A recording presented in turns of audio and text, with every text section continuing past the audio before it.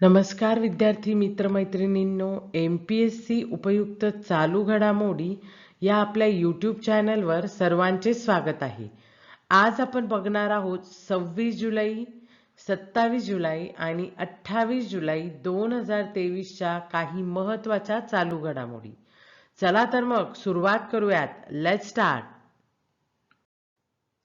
आजची आपली पहिली बातमी बघूयात. जॉन्सन अँड जॉन्सनने जीवन रक्षक औषध प्रतिरोधक क्षयरोग औषध बेडाक्विलिनचे 20 वर्षाचे प्राथमिक पेटेंट 18 जुलै 2023 रोजी भारतासह बहुतेक देशांमध्ये कालबाह्य झाले आहे. आता औषध प्रतिरोधक म्हणजे काय? तर आता इथे क्षयरोगाचे औषध दिलेले आहे.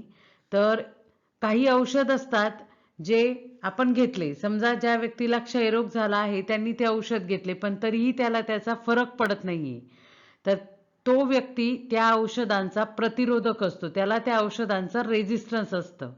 मग बेडाक्विलिन असं औषध आहे जे औषध प्रतिरोधक क्षयरोग औषध आहे. म्हणजे सगळे औषध ज्या वेळेस रेजिस्टन्स होतील त्या व्यक्तीला तर बेडाक्विलिन वापरले जाऊ शकते. तर औषध प्रतिरोधक क्षयरोग औषध बेडाक्विलिनचे प्राथमिक पेटंट, प्रायमरी पेटंट एक्सपायर झाले आहे, कालबाह्य झाले आहे. आता पेटंट काय असतं हे बघूयात आपण आधी. पेटंट, आता एखादी कंपनी, जसं की इथे जॉन्सन अँड जॉन्सन कंपनीने बेडाक्विलिन औषध शोधले होते. मग आता ह्या कंपनीने हे औषध शोधण्यासाठी त्यांनी घालवलेला वेळ, त्यांनी घालवलेला पैसा याचे त्यांना पुरेपूर मोबदला मिळावा, त्यामुळे त्या औषधासाठी त्यांना पेटंट दिले गेले होते. म्हणजे विशिष्ट कालावधीचा वेळ दिला जातो. ज्या वेळात इथे 20 वर्षाचा वेळ दिलाय की त्या कालावधीत ती कंपनीच फक्त ते औषध बनवू शकते आणि तिला विकू शकते त्या औषधाला. तर हे जे प्रायमरी पेटंट होते बेडाक्विलिनचे जॉन्सन अँड जॉन्सन कंपनीकडे होते ते आता कालबाह्य झालेले आहे. 2002 मध्ये जॉन्सन अँड जॉन्सनची शाखा असलेल्या जॉन्सन या कंपनीने हे औषध तयार केले आहे. तर कुणी तयार केले होते? जॉन्सन या कंपनीने तयार केले होते, जी J&J म्हणजे जॉन्सन अँड जॉन्सन या कंपनीची शाखा होती. आता J&J ने म्हणजेच जॉन्सन अँड जॉन्सन कंपनीने सेकंडरी पेटंटसाठी अर्ज केलेला आहे बेडाक्विलिनच्या. आता सेकंडरी पेटंट काय असतं? तर हे जे बेडाक्विलिन होते याचा एक विशिष्ट डोसेज फॉर्म असेल, जसं की टॅबलेट असेल किंवा सिरप असेल, तर त्या डोसेज फॉर्मच्या फॉर्म्युलेशन मध्ये थोडासा बदल करून परत ते औषध तयार करायचं आणि त्याच्यावर नवीन पेटंट घ्यायचं. त्याला म्हटलं जातं दुय्यम पेटंट किंवा सेकंडरी पेटंट. आता याला विरोध केला जातोय. तर का विरोध केला जातोय सेकंडरी पेटंटला? तर ज्या वेळेस एखाद्या औषधाचा पेटंट एक्सपायर होतो, कालबाह्य होतो, तर ते औषध इतर सर्व कंपन्यांना त्याचं फॉर्म्युलेशन बनवण्यासाठी किंवा ते औषध तयार करण्यासाठी त्यांना परवानगी मिळते, म्हणजे खुले होते. मग अशाने काय होतं की हे औषध जे मार्केटमध्ये आधी महाग मिळत होते त्याची किंमत कमी होते आणि सामान्यांना ते औषध कमी किमतीत उपलब्ध होते. म्हणून आता याच्यावर जे Johnson and Johnson company secondary पेटंटसाठी अर्ज करते त्याच्यावर वैद्यकीय क्षेत्रातून विरोध दर्शविला जात आहे. तर महत्वाचे काय लक्षात ठेवायचे की जीवनरक्षक औषध प्रतिरोधक क्षयरोग औषध बेडाक्विलिन हे कुठल्या कंपनीने तयार केलेले होते? जॉन्सन अँड जॉन्सन कंपनीने तयार केलेले होते आणि त्याच्यासाठी ते आता सेकंडरी पेटंटसाठी त्यांनी अर्ज केला आहे, म्हणून हे चर्चेत आहे. हे इथे महत्वाचे. पुढची बातमी बघूयात. नाशिकच्या डॉक्टर नमिता कोहक यांना ग्लोबल युनायटेड पेजंट तर्फे दिला जाणारा अपीयरन्स अवॉर्ड 2023 अपीयरन्स अवॉर्ड 2023 या पुरस्काराने सन्मानित करण्यात आलेले आहे. आता हा अपीयरन्स अवॉर्ड आहे तो का दिला जातो बरं ग्लोबल युनायटेड पेजंट तर्फे ते बघूयात आपण. नमिता कोहक या पहिल्या भारतीय आहेत ज्यांना हा अवॉर्ड मिळाला आहे. तर हा का दिला जातो? हा पुरस्कार कर्करोगावर मात करणाऱ्या सौंदर्यवतींसाठी म्हणजेच कर्करोगावर मात करणाऱ्या महिलांसाठी हा अवॉर्ड दिला जातो. तर नमिता कोहक या पहिल्या भारतीय आहेत ज्यांना हा पुरस्कार मिळालेला आहे. हे इथे महत्त्वाचे आहे की त्या पहिल्या भारतीय आहेत ज्यांना ग्लोबल युनायटेड पेजंट तर्फे दिला जाणारा अपीअरन्स अवॉर्ड मिळालेला आहे. आणि त्या कुठल्या आहेत? नाशिकच्या आहेत. आणि हे लक्षात ठेवायचं की हा ग्लोबल युनायटेड पेजंट तर्फे दिला जाणारा अपीअरन्स अवॉर्ड हा का दिला जातो आणि कुणाला दिला जातो? तर कर्करोगावर म्हणजेच कॅन्सरवर मात करणाऱ्या महिलांना हा अवॉर्ड दिला जातो. हे इथे लक्षात ठेवायचं.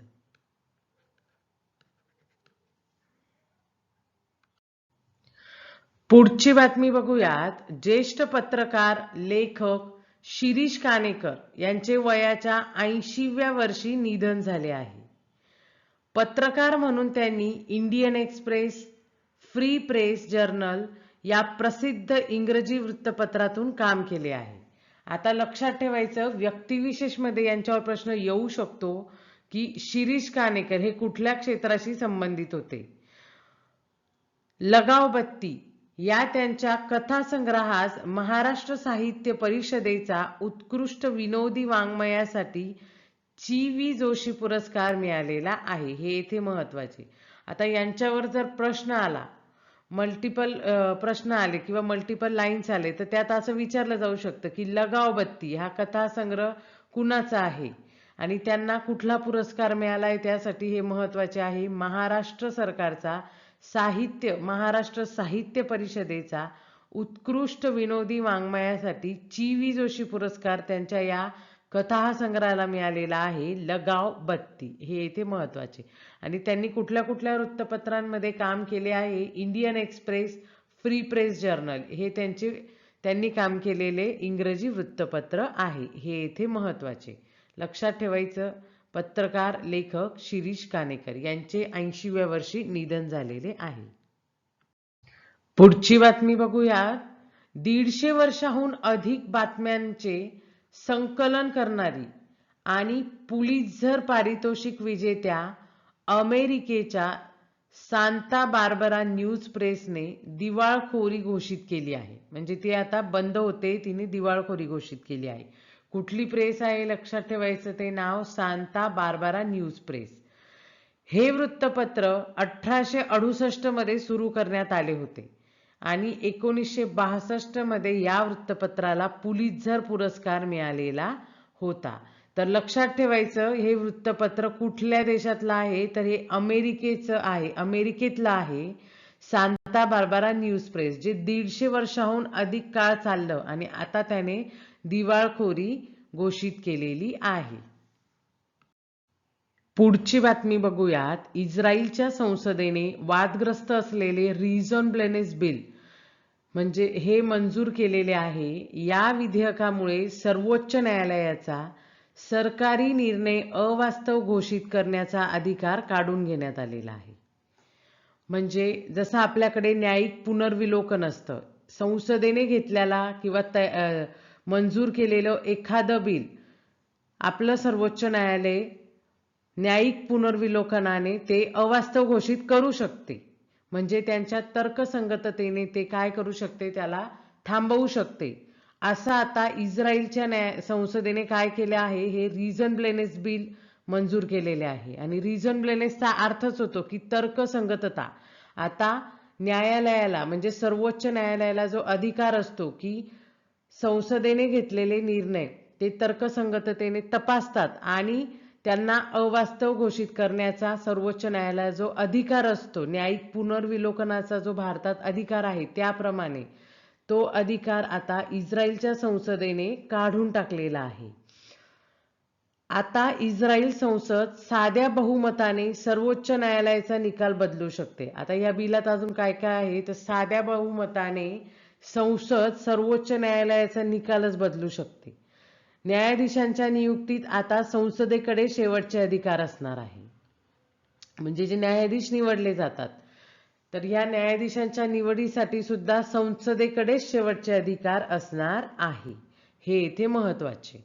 तर यात सर्वात महत्वाची गोष्ट काय लक्षात ठेवायची की हे जे बिल आहे रिझॉनेबलनेस बिल, हे कुठल्या देशाशी संबंधित आहे हे इथे विचारले जाऊ शकते. तर ते इस्रायलशी संबंधित आहे, हे लक्षात ठेवायचे.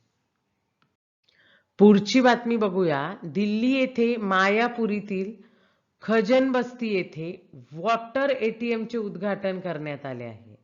बघा आता कशाचे उद्घाटन करण्यात आले आहे? वॉटर एटीएम, पाण्याचे एटीएम. नागरिकांना वॉटर एटीएम कार्ड दिले जातील. आता प्रत्येकाकडे ते वॉटर एटीएम कार्ड दिले जातील नागरिकांना, आणि त्या एटीएम कार्डद्वारे नागरिक काय करतील? नियुक्त केलेल्या RO वॉटर ट्रीटमेंट प्लांटमधून दररोज 20 लिटर पाणी मिळवू शकतील. किती पाणी मिळवू शकतील ते? 20 लिटर. तर यात सर्वात महत्त्वाचे काय असेल की वॉटर एटीएम जे आलेलं आहे उभारण्यात, ते कोणत्या सरकारने आणि कुठे उभारलं आहे? तर ते दिल्ली सरकारने उभारलेलं आहे वॉटर एटीएम खजन बस्ती येथे. हे येथे महत्त्वाचे. आणि यात काय केले जाणार आहे? नागरिकांना वॉटर एटीएम कार्ड दिले जातील आणि ते कार्ड, त्या कार्ड वापरून नागरिक काय करतील? दररोजचे 20 लिटर पाणी वॉटर ट्रीटमेंट प्लांट मधून घेऊ शकतील. हे येथे महत्त्वाचे. पुढची बातमी बघूया. श्रीहरिकोटा या प्रक्षेपण पॅडवरून DSSAR उपग्रह वाहून नेणाऱ्या PSLV C56 चे प्रक्षेपण 30 जुलै 2023 रोजी करण्यात आले आहे. म्हणजे कुठला उपग्रह सोडण्यात आलेला आहे? तर DSSAR उपग्रह सोडण्यात आलेला आहे.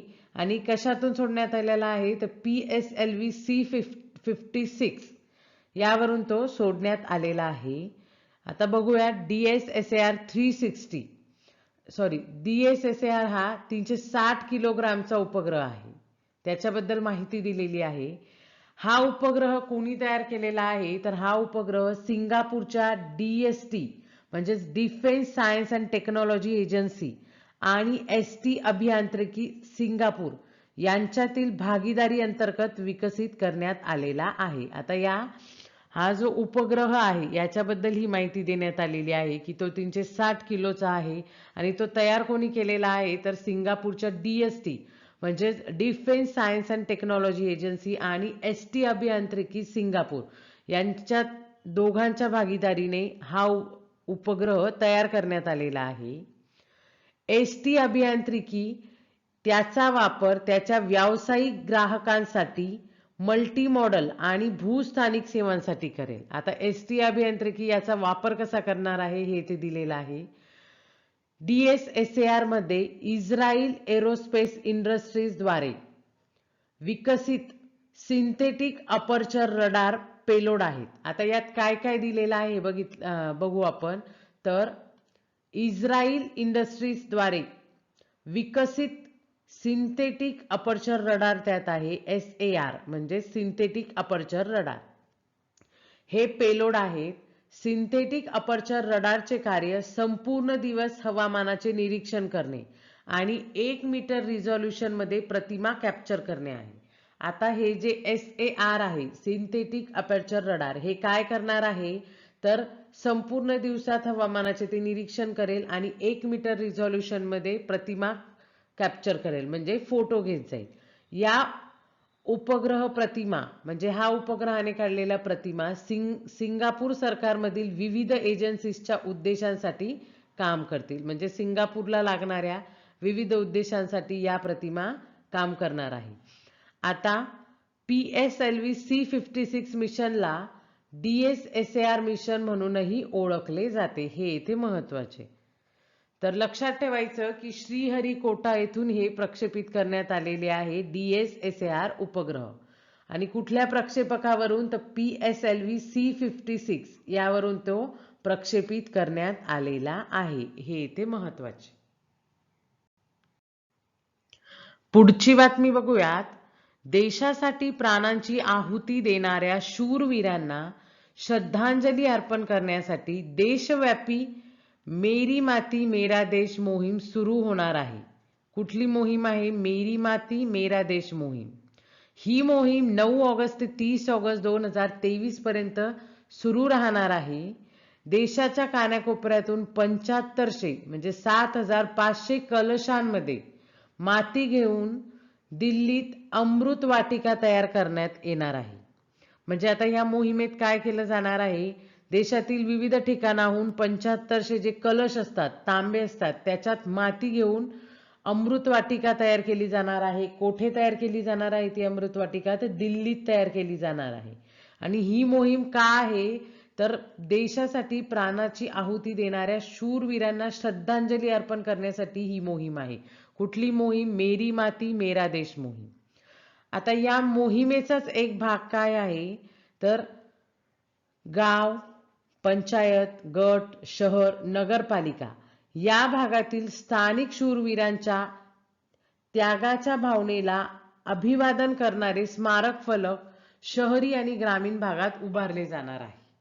म्हणजे आता हे दिल्लीत अमृत वाटिका होणार आहे. ह्याच मोहिमेचा भाग काय आहे? समजा आपल्या गावाकडचे स्थानिक स्तरावरील जे लोक आहेत ज्यांनी देशासाठी आपल्या प्राणाची आहुती दिली त्यांच्यासाठी काय केले जाणार आहे तर अभिवादन करणारे त्यांच्यासाठी एक स्मारक फलक शहर आणि ग्रामीण भागात उभारले जाणार आहे.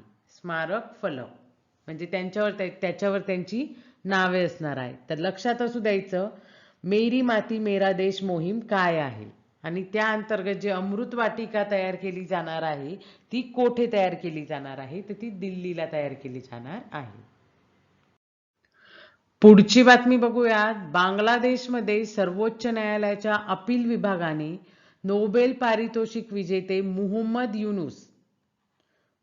युनूस यांना 12 कोटी टका कर भरण्याचे आदेश दिले आहे. आता टका काय आहे? जसं भारताचं चलन आहे रुपये तसं बांगलादेशचं टका असतं म्हणजे 12 कोटी रुपये 12 कोटी टका कर त्यांना भरण्याचे आदेश दिलेले आहे. ते का दिलेले आहेत बघू आपण. डॉक्टर युनूस यांनी त्यांच्या स्वतःच्या 3 ट्रस्ट कुठल्या आहेत त्या? Doctor Mohammad Yunus trust, Yunus family trust आणि युनूस सेंटर ट्रस्ट ला पैसे दान केले आहेत. बांगलादेशातील आयकर प्राधिकरणाने या 3 ट्रस्टला देणगी देण्याच्या पैशावर कर लादला आहे. म्हणजे स्वतःच्याच ट्रस्टला त्यांनी पैसे दिले तर ही देणगी जी दिली आहे त्यावरच त्यांनी आता कर लादला आहे. 2006 मध्ये युनूस यांना शांततेसाठी नोबेल पारितोषिक मिळाले. प्रोफेसर मोहम्मद युनूस यांनी 1983 मध्ये बांगलादेशमध्ये ग्रामीण बँकेची स्थापना केली. गरीब लोकांना त्यांच्यासाठी योग्य अटींवर कर्ज देऊन त्यांना काही चांगली आर्थिक तत्वे शिकवून गरिबीतून सुटण्यास मदत करणे हे त्यांचे उद्दिष्ट होते. तर लक्षात ठेवायचं मोहम्मद युनूस जे 2006 साली ज्यांना शांततेचा नोबेल पारितोषिक मिळालं होतं ते बांगलादेशचे आहे आणि आता त्यांना बांगलादेशने 12 कोटी टका कर भरण्याचे आदेश दिलेले आहे. पुढची बातमी बघूयात. NTPC limited national thermal power corporation NTPC limited भारतातील सर्वात मोठी वीज निर्मिती युटिलिटी आणि सिलोन इलेक्ट्रिसिटी बोर्ड कुठला आहे? आता हा श्रीलंकेचा आहे. सिलोन इलेक्ट्रिसिटी बोर्ड यांनी कोलंबोमध्ये पूर्वेकडील त्रिंकोमाली येथील सॅम्पूर येथे 500 मेगावॅट कोळसा आधारित वीज केंद्र उभारण्यासाठी संयुक्त उपक्रम करार करण्यात आला आहे. तर प्रश्न येऊ शकतो की कोलंबोमध्ये त्रिंकोमाली येथे 500 मेगावॅट कोळशावर आधारित वीज केंद्र उभारण्यासाठी कुठल्या दोन कंपन्यांचा उपक्रम आहे तर भारतातील एनटीपीसी आणि श्रीलंकेची सिलोन इलेक्ट्रिकल बोर्ड सीईबी आणि एनटीपीसी यांच्यात हा उपक्रम आहे. हे येथे महत्वाचे. पुढची बातमी बघूयात. मॉस्को येथे आंतरराष्ट्रीय टेंट पेंगिंग स्पर्धा ही 21 जुलै ते 23 जुलै 2023 या कालावधीत पार पडली. आता हे टेंट पेंगिंग काय असतं तर ही घोडदळाची स्पर्धा असते. म्हणजे घोड्यावर बसून निशाणा साधायचा अशी ही स्पर्धा असते. तर ही स्पर्धा कुठे झाली? मॉस्को येथे झाली. या स्पर्धेत भारतीय संघाने 4 सुवर्ण पदक, 4 रौप्य पदक आणि 3 कांस्य पदक मिळवले आहे. आंतरराष्ट्रीय टेंट पेगिंग फेडरेशन म्हणजेच ITPF द्वारे ही स्पर्धा आयोजित करण्यात येते.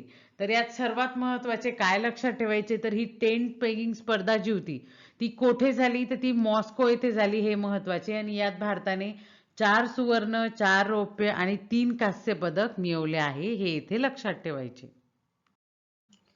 फुटबॉलचा सर्वात प्रतिष्ठित वैयक्तिक पुरस्कार बॅलॉन डी ओर जिंकणारे एकमेव स्पॅनिश फुटबॉलपटू लुईस सुआरेझ मिरामोंटेस यांचे वयाच्या 88व्या वर्षी निधन झाले. कुणाचे? Lewis Suarez मिरामोंटेस. त्यांना गोल्डन गॅलिशियन या नावानेही ओळखले जायचे. सुआरेझ यांना 1960 मध्ये बॅलन डिओर पुरस्काराने सन्मानित करण्यात आले होते. तर व्यक्तिविशेष मध्ये यांच्यावर प्रश्न येऊ शकतो. आता पुढची बातमी बघूयात. टपाल विभागातर्फे 2023-24 या आर्थिक वर्षासाठी नवीन भारतासाठी डिजिटल इंडिया म्हणजेच digital India for new India हा विषय घेऊन म्हणजेच या विषयावर राष्ट्रीय स्तरावरील 2.5 आखर पत्रलेखन स्पर्धा घेण्यात आली. काय स्पर्धेचं नाव होतं? 2.5 आखर. ही पत्रलेखन स्पर्धा घेण्यात आली टपाल विभागामार्फत आणि विषय काय होता तर नवीन भारतासाठी डिजिटल इंडिया किंवा digital India for new India. स्पर्धकांनी मुंबई GPO मुंबई 400001 संचालकांना उद्देशून या विषयावर आपले मत व्यक्त करणारे पत्र लिहावे. रोख पारितोषिकांसाठी पात्र स्पर्धकांची निवड प्रथम प्रादेशिक पातळीवर आणि नंतर राष्ट्रीय पातळीवर केली जाईल. 1 ऑगस्ट 2023 ते 31 ऑक्टोबर 2023 या कालावधीत स्पर्धकांसाठी ही स्पर्धा खुली असणार आहे.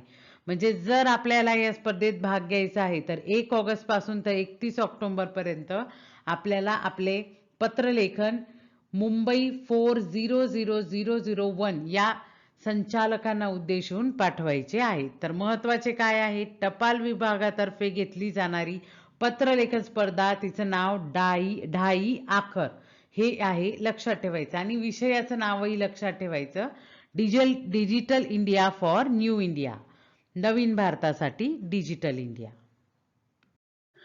पुढची बातमी बघूयात. भारतात प्रथमच होत असलेल्या आशियाई युवा आणि कनिष्ठ वर्ग भारोत्तोलन अजिंक्यपद क्रीडा स्पर्धा 2023 चे केंद्रीय क्रीडा मंत्री अनुराग सिंह ठाकूर यांच्या हस्ते 27 जुलै 2023 रोजी उद्घाटन होणार आहे.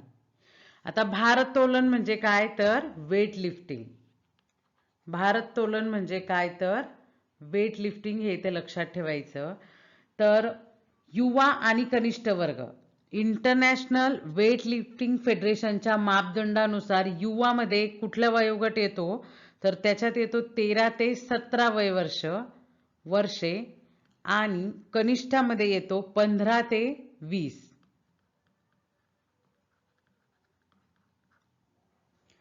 तर लक्षात ठेवायचं, भारोत्तोलन म्हणजे वेट लिफ्टिंग स्पर्धा असते जी भारतात प्रथमच होणार आहे. तर तिचे उद्घाटन केंद्रीय क्रीडा मंत्री अनुराग सिंह ठाकूर यांच्या हस्ते 27 जुलै 2023 रोजी होणार आहे.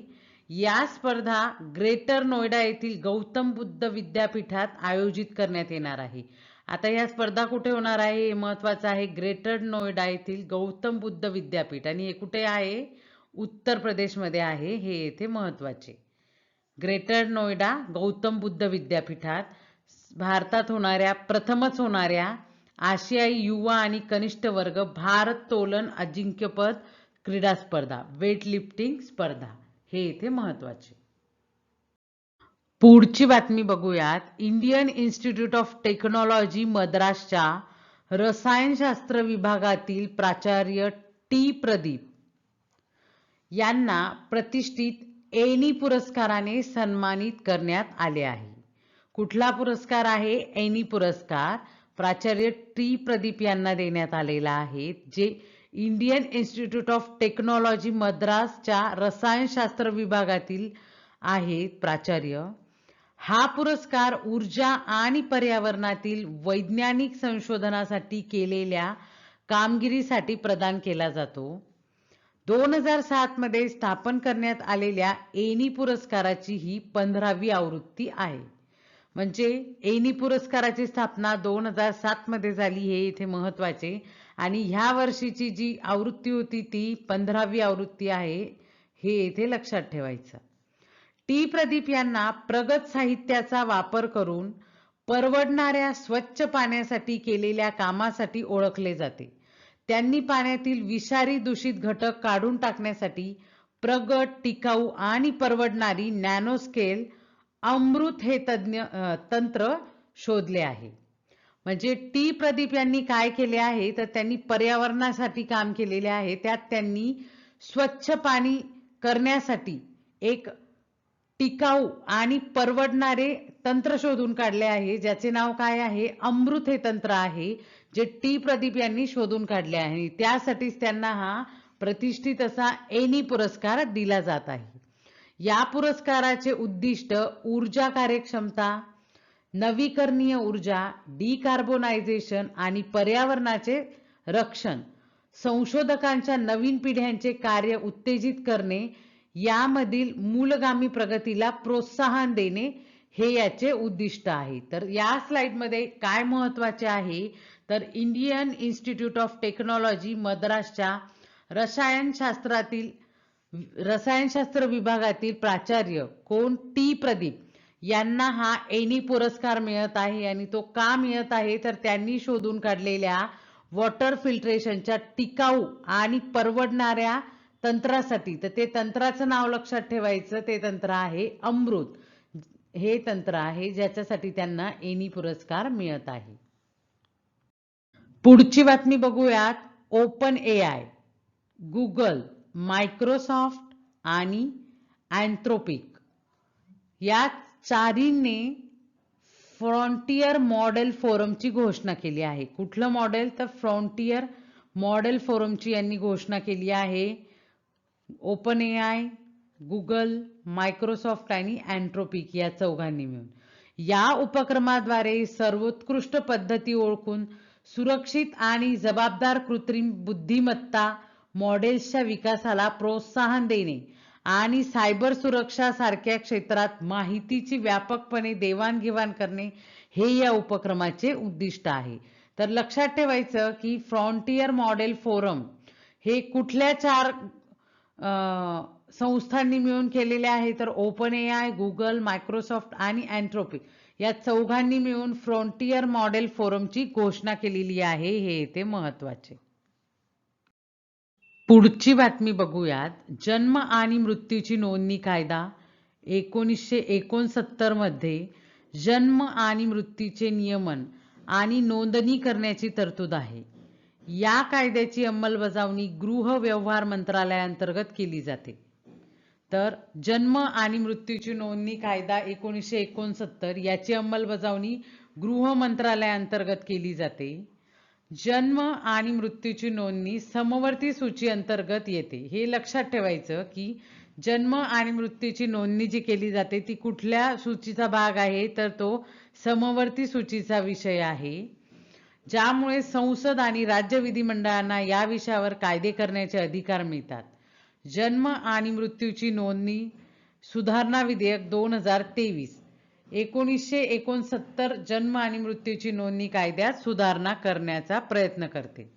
हे विधेयक अंमलात आल्यावर किंवा त्यानंतर जन्मलेल्या व्यक्तींसाठी जन्मतारीख आणि जन्मस्थान सिद्ध करण्यासाठी जन्म आणि मृत्यू प्रमाणपत्राचा वापर आवश्यक आहे. या माहितीचा वापर खालील उद्देशांसाठी केला जाईल: शैक्षणिक संस्थेत प्रवेश, मतदार याद्या तयार करणे, त्यानंतर सरकारी पदावर नियुक्ती आणि केंद्र सरकारने ठरवलेले इतर कोणतेही उद्देश यासाठी यांचा वापर केला जाऊ शकतो. तर या स्लाइडमध्ये काय लक्षात ठेवायचे की जन्म आणि मृत्यूची नोंदणी सुधारणा विधेयक 2023 जे आले आहे ते कुठल्या कायद्यात बदल करणार आहे तर जन्म आणि मृत्यूची नोंदणी कायदा 1969 मध्ये ते बदल करणार आहे. आणि अजून एक गोष्ट इथे लक्षात ठेवायची की जन्म आणि मृत्यूची नोंदणी हा विषय कुठल्या सूचीचा विषय आहे तर तो समवर्ती सूचीचा विषय आहे. आणि समवर्ती सूचीचा विषय असल्यामुळे यात संसद आणि राज्य विधिमंडळांना कायदे करण्याचा अधिकार आहे. हे इथे महत्वाचे. पुढची बातमी बघूयात. जानेवारी 2021 मध्ये चेन्नईमध्ये मासी monitoring app for seamless inspection सुरू करण्यात आले आहे. हे ॲप देशातील बाल संगोपन संस्थांसाठी देखरेख ठेवण्यासाठी विकसित करण्यात आले आहे. म्हणजे बाल संगोपन संस्थांसाठी देखरेख ठेवण्यासाठी हे ॲप विकसित करण्यात आलेले आहे, ज्याचं नाव आहे मासी monitoring app for seamless inspection. आणि दुसरी बातमी म्हणजे child adoption resource information and guidance system म्हणजेच केअरिंग ॲप. हे दत्तक प्रणालीमध्ये पारदर्शकता आणण्यासाठी आणि विलंब कमी करण्यासाठी डिजिटल प्रक्रियेसाठी विकसित केलेला एक ऑनलाईन प्लॅटफॉर्म आहे. आता हे दोघं जे ॲप आहेत ते महिला आणि बाल विकास मंत्रालयाअंतर्गत कार्यरत आहेत. तर लक्षात ठेवायचं की मासी हे ॲप, ज्याचा लॉंग फॉर्म काय आहे, monitoring app for seamless inspection, ज्यात काय केलं जातं की ज्या बाल संगोपन संस्था आहेत त्यांच्यावर देखरेख ठेवण्यासाठी हे ॲप आहे. तर दुसरे आहे केअरिंग्स. तर यात काय होतं की वर्षभरात किती बालकांना दत्तक दिले गेलेले आहे त्याची पूर्ण माहिती या ॲपवर दिली गेलेली असते. तर दत्तक प्रणालीमध्ये पारदर्शकता आणण्यासाठी हे ॲप आहे, हे इथे लक्षात ठेवायचं. Child adoption resource information and guidance system म्हणजेच केअरिंग्स. पुढची बातमी बघूयात. 28 जुलै ते 8 ऑगस्ट 2023 या कालावधीत चीनमधील चेंगडू येथे जागतिक विद्यापीठ क्रीडा स्पर्धा होत आहेत. भारताने जागतिक विद्यापीठ खेळांमधून आपल्या संपूर्ण वुशू संघ मागे घेतलेला आहे. वुशू म्हणजे मार्शल आर्ट संघ मागे घेतलेला आहे. तर तो का मागे घेतलेला आहे, तर अरुणाचल प्रदेशमधील 3 क्रीडापटूंना स्टॅपल्ड विजा देण्याच्या चीनच्या निर्णयाचा निषेध म्हणून असे करण्यात आले आहे. तर आता अरुणाचल प्रदेशमधील या 3 क्रीडापटूंना स्टॅपल्ड विजा का दिला आणि स्टॅपल्ड विजा काय असतो हे आपण बघूयात. तर स्टॅपल्ड विजा म्हणजे असा विजा असतो की ज्याचा एक विशिष्ट कालावधी नसतो. तो केव्हाही कॅन्सल केला जाऊ शकतो किंवा रद्द केला जाऊ शकतो.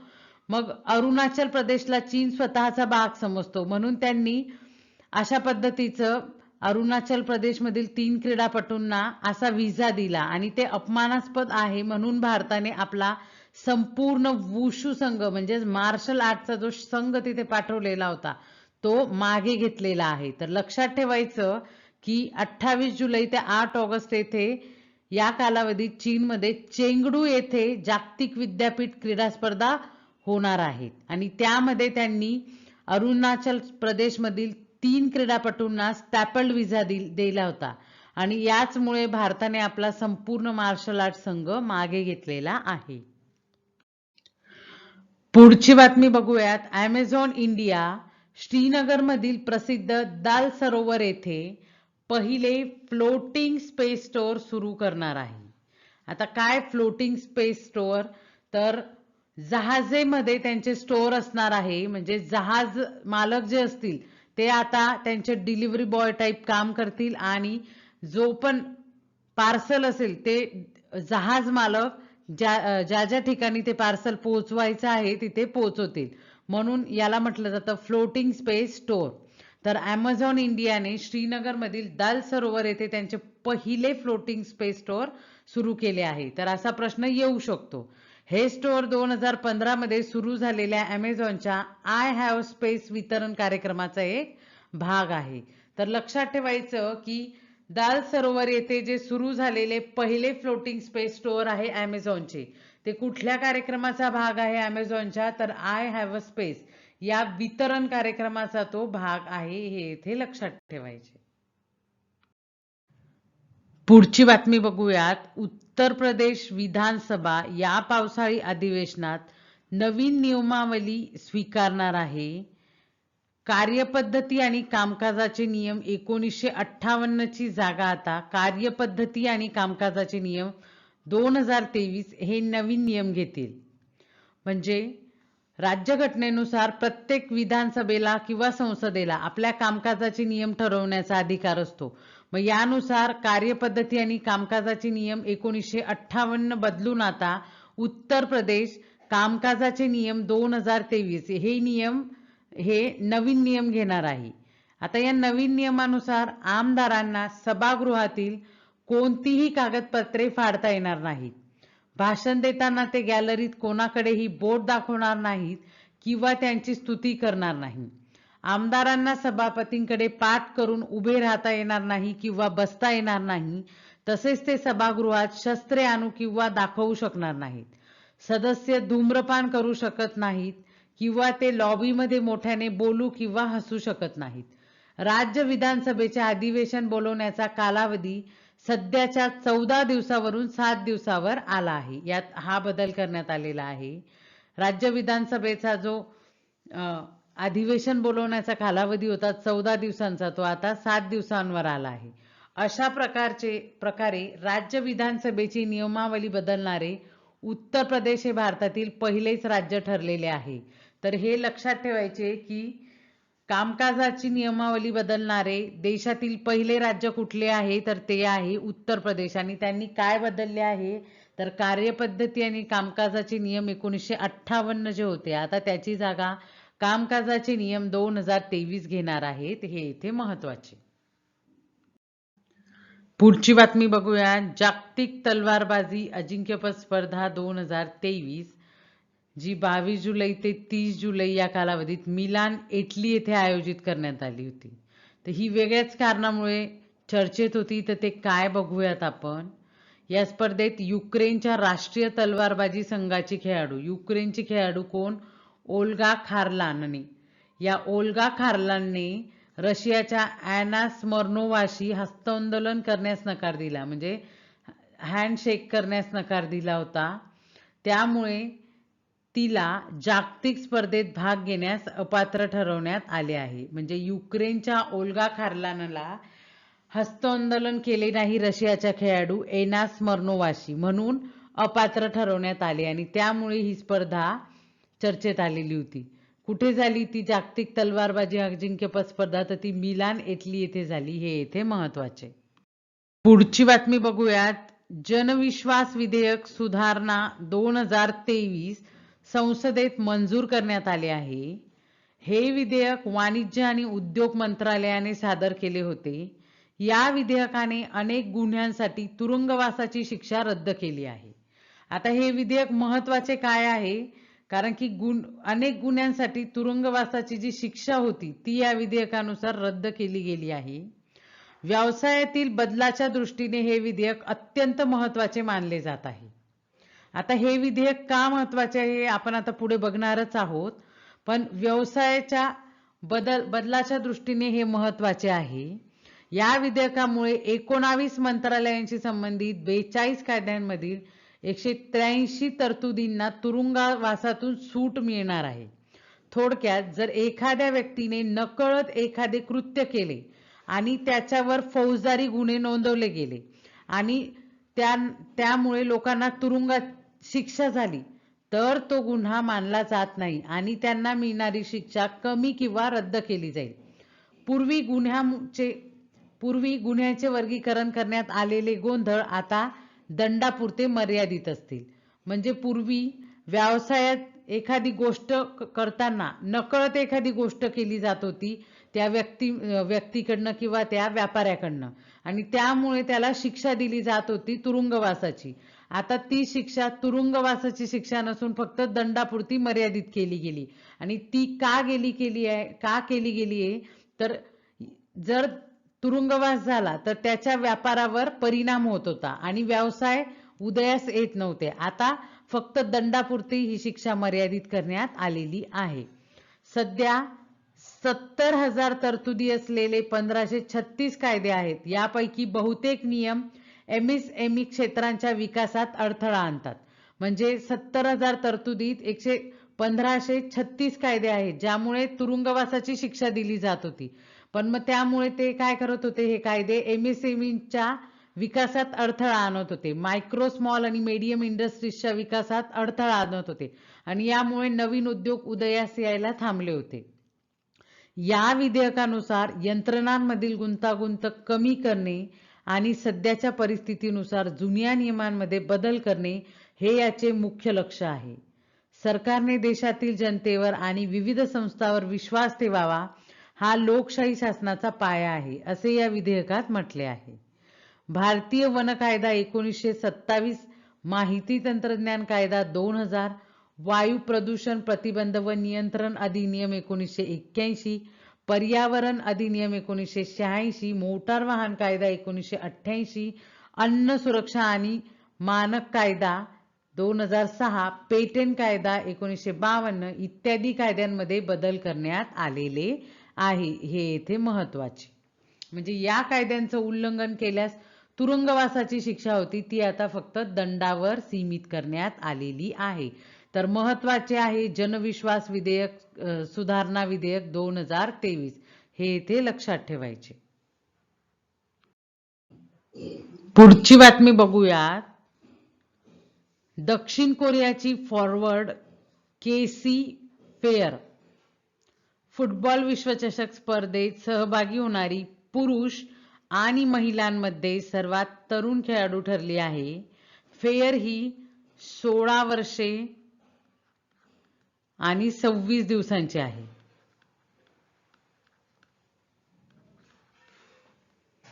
फिफा महिला विश्वचषक स्पर्धा 2023 ही ऑस्ट्रेलिया आणि न्यूझीलंड या 2 देशांमध्ये खेळली गेली. हे इथे लक्षात ठेवायचे. पुढची बातमी बघूयात. तेलंगणा उच्च न्यायालयाने तेलंगणा किन्नर कायदा 1919 या कायद्याला असंवैधानिक असल्याचे सांगून हा कायदा रद्द करण्याचे निर्देश दिले आहे. आंध्र प्रदेशचे विभाजन होण्याआधी या कायद्याचे नाव आंध्र प्रदेश तेलंगणा विभाग किन्नर कायदा असे होते. 1919 साली हैदराबादचा शासक निजाम याने किन्नर समुदायासाठी हा कायदा लागू केला होता. तर या कायद्यानुसार कसं होतं की किन्नर म्हणजे पुरुष लिंगीय सर्व व्यक्ती ज्यांनी किन्नर असल्याचे कबूल केले आहे किंवा वैद्यकीय तपासणीत ते किन्नर असल्याचे स्पष्टपणे दिसून आले. एखादा किन्नर जर महिलांचे कपडे घालून किंवा आभूषण घालून रस्त्यावर गाणे गाताना, नृत्य करताना किंवा सार्वजनिक कार्यक्रमांमध्ये मनोरंजन करताना दिसला तर त्याला विना आज्ञापत्र अटक करण्याची परवानगी देण्यात आली होती. विना आज्ञापत्र अटक करण्याची परवानगी येथे होती. तसेच एखादा किन्नर जर 16 वर्षांहून कमी वयाच्या मुलासोबत दिसला तरी त्याला अटक करण्यात येत असे. या दोन्ही गुन्ह्यांसाठी त्यांना 2 वर्षापर्यंतच्या शिक्षेची तरतूद करण्यात आली होती. या कायद्यामुळे तृतीयपंथी समाजाच्या खासगी मर्यादांवर बंधने येत आहेत.